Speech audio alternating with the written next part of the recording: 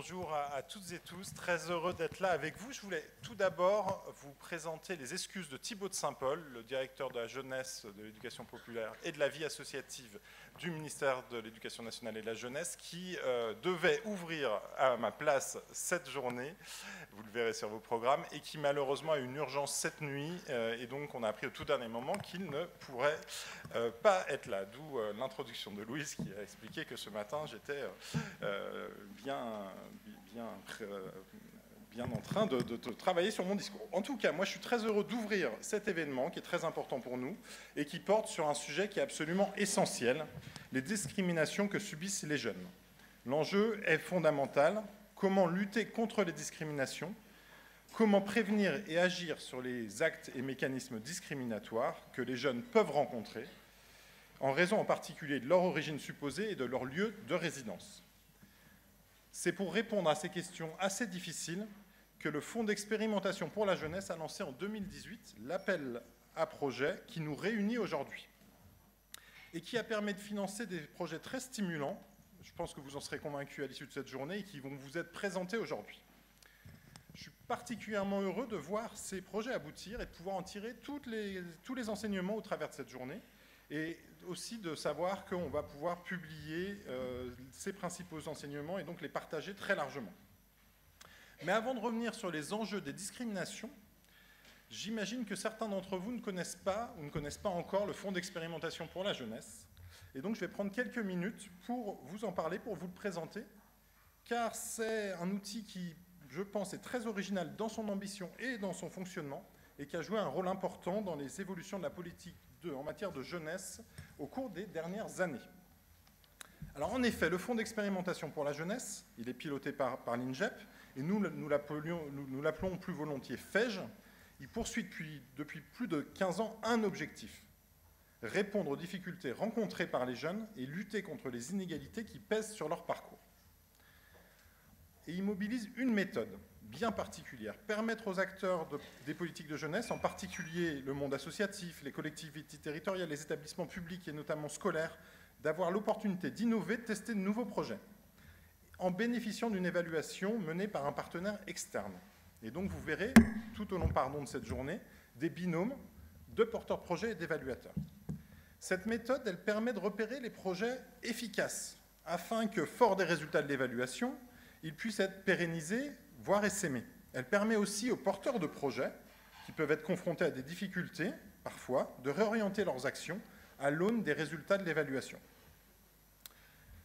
Alors, en tant que directeur de l'INJEP, je suis directeur de l'INJEP depuis un peu plus d'1 an et demi, j'ai eu la chance d'avoir plusieurs rencontres assez stimulantes avec des acteurs et actrices de terrain, du secteur associatif ou de mouvements d'éducation populaire. Et ces rencontres, elles me confortent dans une conviction: c'est souvent du terrain que viennent les meilleures idées et initiatives que l'État doit encourager afin qu'elles puissent se déployer et passer à l'échelle. C'est ce qui explique mon attachement très très fort au FEJ, qui déploie exactement cette méthode depuis plusieurs années. Et donc, parmi d'autres sujets importants, le FEJ a lancé en 2018 un appel à projets pour mettre en œuvre des projets concrets afin de lutter contre les discriminations envers les jeunes. Et nous allons en discuter, vous l'avez compris, les résultats de ces projets au cours de cette journée. Alors, je ne pense pas qu'il soit nécessaire de vous convaincre ici, mais les nombreuses études qui ont été menées au cours des dernières années, dont certaines ont d'ailleurs été financées par le FEJ, montrent que les discriminations, par exemple dans l'accès au logement ou à l'emploi, sont très répandues. Au-delà de l'injustice qu'elles représentent, des inefficacités qu'elles génèrent, l'expérience répétée de discrimination peut entraîner pour les personnes discriminées le sentiment d'être des citoyens de seconde zone, ce qui fragilise grandement le pacte social. Alors là, ma formation de statisticien m'oblige à donner au moins un chiffre pour appuyer mon propos. Selon l'enquête de référence, qui est l'enquête trajectoire et origine de l'INSEE et l'INED, la part des 18-49 ans déclarant avoir subi des traitements inégalitaires ou des discriminations au cours de l'année atteint 18% en 2019-2020, en hausse de 4 points par rapport à 2008-2009. Alors il s'agit là d'une statistique globale sur l'ensemble de la population, mais les jeunes sont particulièrement touchés par les discriminations. Et ce, pour une raison très simple. La jeunesse, c'est l'âge des premières fois, vous le savez. C'est notamment l'âge du premier logement, du premier emploi et du premier couple stable. Et en fait, quand on cherche son ou ses premiers emplois, ou encore son premier logement, on a plus de risques d'être discriminé que quand on est déjà bien installé dans la vie. Ainsi, le fait d'être jeune, au-delà de constituer en tant que tel en soi un critère potentiel de discrimination, joue un rôle de catalyseur ou d'amplificateur des autres phénomènes discriminatoires. À titre d'illustration, dans le domaine de l'accès à l'emploi, plus d'un jeune de 18 à 34 ans sur 3 déclare avoir déjà vécu une situation de discrimination dans le cadre de sa recherche d'emploi. Et près d'un jeune sur 5 rapporte y avoir été confronté à plusieurs reprises, d'après le baromètre sur la perception des discriminations dans l'emploi, réalisé en 2021 par le Défenseur des droits, qui sera bien représenté cet après-midi. Et les critères de discrimination les plus cités, vous les connaissez, ce sont le sexe, l'âge, l'apparence physique et l'origine. Les discriminations sont ainsi répandues, notamment pour les jeunes. Mais s'agissant de discrimination dont le caractère est en partie systémique, il est parfois difficile de trouver les bons leviers à actionner pour les réduire significativement et surtout durablement.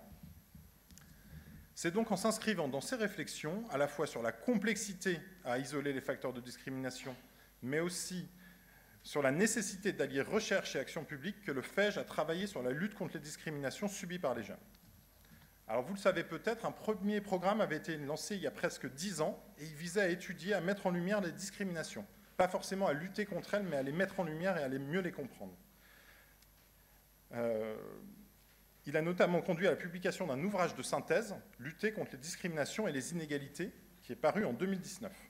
Et donc le second programme, qui fait l'objet de cette journée, était intitulé « Prévention, lutte contre les discriminations envers les jeunes ». Et il cherchait vraiment à identifier des leviers d'action pour réduire ces discriminations sur le terrain.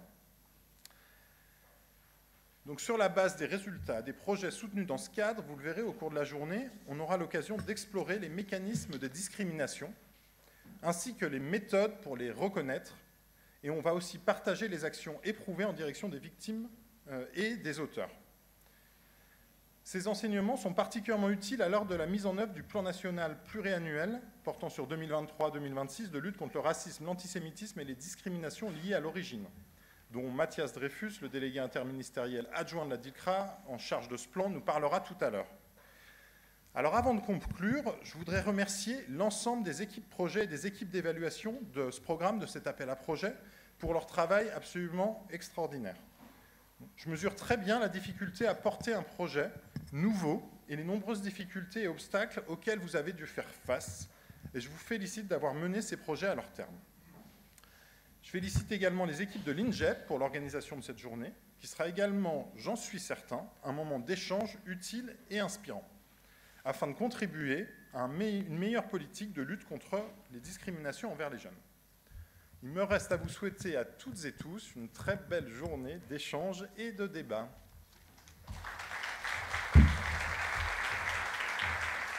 Merci beaucoup, Augustin Vicat. Alors oui, une journée d'échange parce qu'on va présenter des projets très concrets, leur évaluation. On va...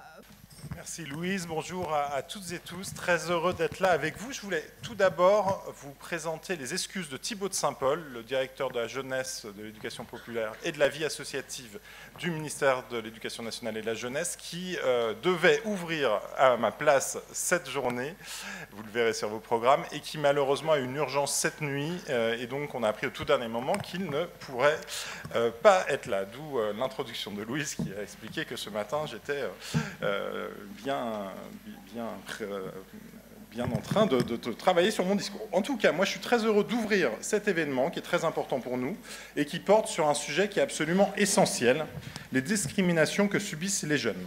L'enjeu est fondamental, comment lutter contre les discriminations, comment prévenir et agir sur les actes et mécanismes discriminatoires que les jeunes peuvent rencontrer, en raison en particulier de leur origine supposée et de leur lieu de résidence.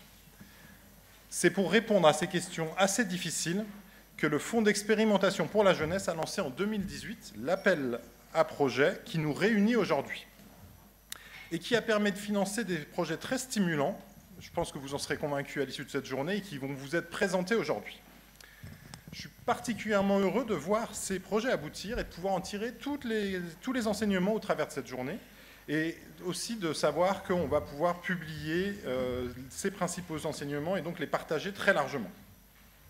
Mais avant de revenir sur les enjeux des discriminations, j'imagine que certains d'entre vous ne connaissent pas ou ne connaissent pas encore le Fonds d'expérimentation pour la jeunesse. Et donc je vais prendre quelques minutes pour vous en parler, pour vous le présenter, car c'est un outil qui, je pense, est très original dans son ambition et dans son fonctionnement, et qui a joué un rôle important dans les évolutions de la politique en matière de jeunesse au cours des dernières années. Alors en effet, le Fonds d'expérimentation pour la jeunesse, il est piloté par l'INJEP, et nous l'appelons plus volontiers FEJ. Il poursuit depuis plus de 15 ans un objectif: répondre aux difficultés rencontrées par les jeunes et lutter contre les inégalités qui pèsent sur leur parcours. Et il mobilise une méthode bien particulière: permettre aux acteurs des politiques de jeunesse, en particulier le monde associatif, les collectivités territoriales, les établissements publics et notamment scolaires, d'avoir l'opportunité d'innover, de tester de nouveaux projets, en bénéficiant d'une évaluation menée par un partenaire externe. Et donc vous verrez, tout au long de cette journée, des binômes de porteurs projets et d'évaluateurs. Cette méthode, elle permet de repérer les projets efficaces, afin que, fort des résultats de l'évaluation, ils puissent être pérennisés, voire essaimés. Elle permet aussi aux porteurs de projets, qui peuvent être confrontés à des difficultés, parfois, de réorienter leurs actions à l'aune des résultats de l'évaluation. Alors, en tant que directeur de l'INJEP, je suis directeur de l'INJEP depuis un peu plus d'1 an et demi, j'ai eu la chance d'avoir plusieurs rencontres assez stimulantes avec des acteurs et actrices de terrain, du secteur associatif ou de mouvements d'éducation populaire. Et ces rencontres, elles me confortent dans une conviction: c'est souvent du terrain que viennent les meilleures idées et initiatives que l'État doit encourager afin qu'elles puissent se déployer et passer à l'échelle. C'est ce qui explique mon attachement très très fort au FEJ, qui déploie exactement cette méthode depuis plusieurs années. Et donc, parmi d'autres sujets importants, le FEJ a lancé en 2018 un appel à projets pour mettre en œuvre des projets concrets afin de lutter contre les discriminations envers les jeunes. Et nous allons en discuter, vous l'avez compris, les résultats de ces projets au cours de cette journée. Alors, je ne pense pas qu'il soit nécessaire de vous convaincre ici, mais les nombreuses études qui ont été menées au cours des dernières années, dont certaines ont d'ailleurs été financées par le FEJ, montrent que les discriminations, par exemple dans l'accès au logement ou à l'emploi, sont très répandues. Au-delà de l'injustice qu'elles représentent, des inefficacités qu'elles génèrent, l'expérience répétée de discrimination peut entraîner pour les personnes discriminées le ressenti, le sentiment d'être des citoyens de seconde zone, ce qui fragilise grandement le pacte social.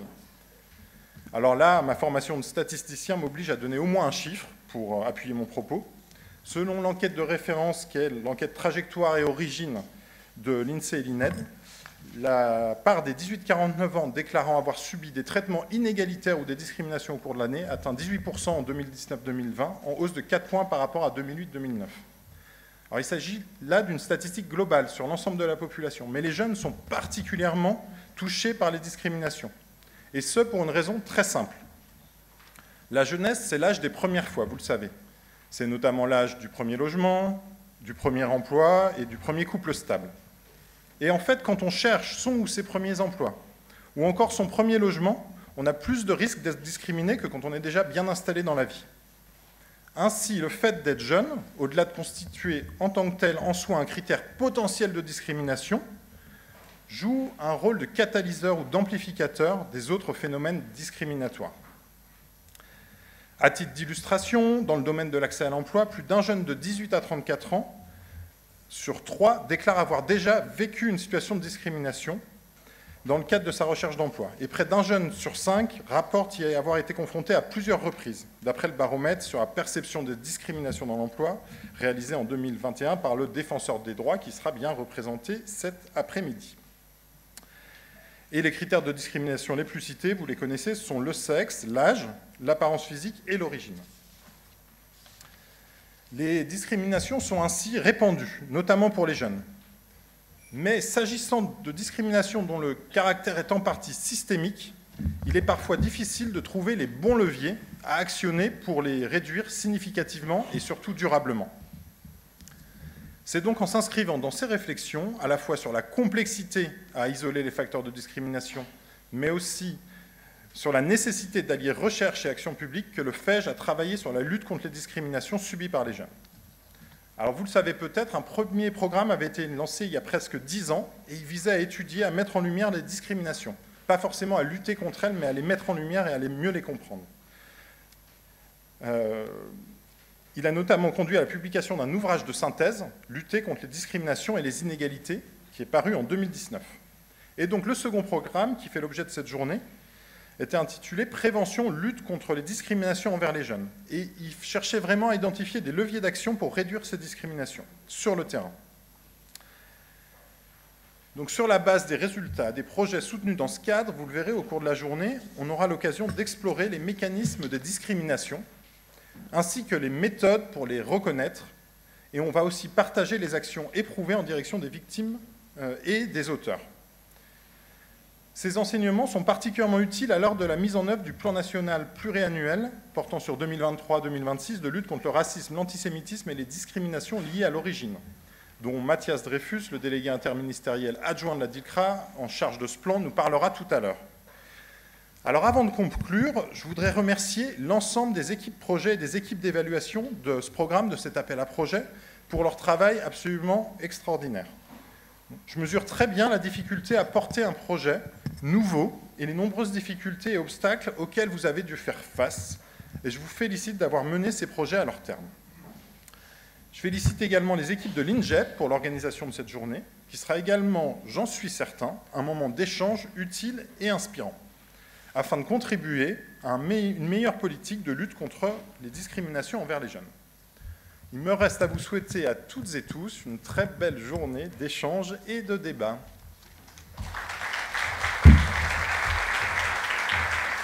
Merci beaucoup, Augustin Vicat.